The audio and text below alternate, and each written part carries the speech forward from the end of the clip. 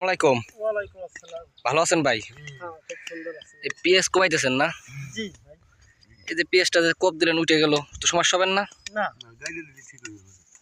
তো পানি দিলেই ঠিক হয়ে যাবে। ঠিক হয়ে যাবে না? হ্যাঁ, আর যাই হোক, এই যে কোবাইতেছেন, এই কোবাইনের পরে কয়দিন পরে সেচ দিতে হবে খেতে? কোবানোর পরে মাটিটা টেনে যাবে 8-10 দিন পরেই সেচ দেবো। 8 থেকে 10 দিন, মানে মাটি শুকানোর পরে না? জি, হাত দিয়ে ভালো করে তারপরে সেচ দিতে হবে। আর এই মূলত যে এখানে আবার সেচ দিবেন এর পরবর্তী, তখন কি সার ব্যবহার করতে হবে? এরপরে ইউরিয়া, সালফার 10টা, পিজিআর এগুলো দিতে হবে। দিয়ে সেচ দেবো। আর কিছু দিতে হবে না না? জি না।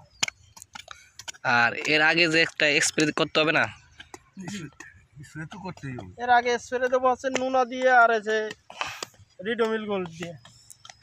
ফার্স্টে নোনা ব্যবহার করবেন? না, ফার্স্টে না, দ্বিতীয়বারে। আগে একবার স্প্রে এখন করছি। হবে না, এর আগে পরে শেষে হবে। স্প্রে দিছি প্যানকোজব দিয়ে স্প্রে করছি। ম্যানকোজেব না? জি, ম্যানকোজব আর অনথিন দিয়ে স্প্রে করে দিছি। যাই হোক, এই কৃষক ভাই কতটুকু চাষ করেছে? ওই 7 পাখি 7 পাখি। যা কাজ করতেছেন না? জি, 7 পাখিতে মূলত কত টাকা একটা খরচ হয়েছে? তাতে এভারেজ 2 লাখ টাকা খরচ হয়েছে। 2 লাখ গেছে, মানে ঘরে তোলা পর্যন্ত হবে নাকি?